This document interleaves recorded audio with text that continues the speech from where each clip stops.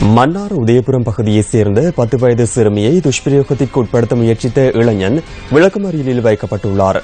அதற்கமைய எதிர்வரும் மே மாதம் 5ஆம் தேதி வரை சந்தேக நபரை விளக்கமறியலில் வைக்குமாறு மன்னார் நீதவான் உத்தரவு பிறப்பித்துள்ளார். இதேவேளை இந்த சம்பவத்தை கண்டித்து பிரதேச மக்கள் இன்று அதிகாலை ஆர்ப்பாட்டத்தில் ஈடுபட்டனர்.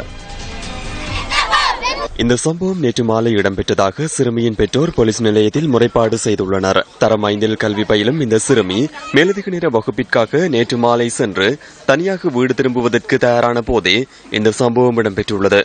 இதன்போது அங்கிருந்து தப்பி சென்ற சிறுமி பெற்றோரிடம் நடந்தவற்றை கூறியதை அடுத்து சம்பவம் தொடர்பில் முறைப்பாடு செய்யப்பட்டுள்ளது. இந்த சம்பவத்துடன் தொடர்புடைய இளைஞனுக்கு எதிராக சட்ட நடவடிக்கை எடுக்குமாறு வலியுறுத்தி இன்று காலை திருத்தோப்பு பகுதியில் மன்னார் தலைமன்னார் வீதியை மறைத்து மக்கள் ஆர்ப்பாட்டத்தில் ஈடுபட்டனர். சம்பவ இடத்திற்கு வருகை தந்த தமிழ் தேசிய கூட்டமைப்பின் பாராளுமன்ற உறுப்பினர் சார்ல்ஸ் நிர்மல்நாதன் ஆர்ப்பாட்டக்காரர்களை சமரசப்படுத்தினார். யாழ்ப்பாணத்தில் வித்தியாக நடந்த பிரச்சனை, வவனியாவில இன்னொரு 13 வயசு பிள்ளைக்கு நடந்த பிரச்சனை, இன்றைக்கு எங்கட ஊர்ல 10 வயசு பிள்ளைக்கு நடந்திருக்கு. நாளைக்கு இன்னொரு இடத்த இப்படி நடக்காதுன்னு சொல்லி என்ன நிச்சயம் நாங்க என்ன நம்புறது? அதே மாதிரி நாங்க இன்றைக்கு இதுக்கு ஒரு நடவடிக்கை எடுத்தா தான் நாளைக்கு நம்பி எங்கட பிள்ளைகளை நாங்க பள்ளிக்கூடம் அனுப்பலும், எங்கட பிள்ளைகளை டியூஷனுக்கு அனுப்பலும். இங்க இருந்த எல்லா பிள்ளைகளும் துள்ளோடு இருப்பு பேசாலதான் படிக்க போகுது. எங்கட பிள்ளைகளுக்கு பாதுகாப்பு வேணும். நல்ல அவங்க பிடிச்சவங்களுக்கு அதுக்கேற்ற தண்டனையை கொடுக்கணும்.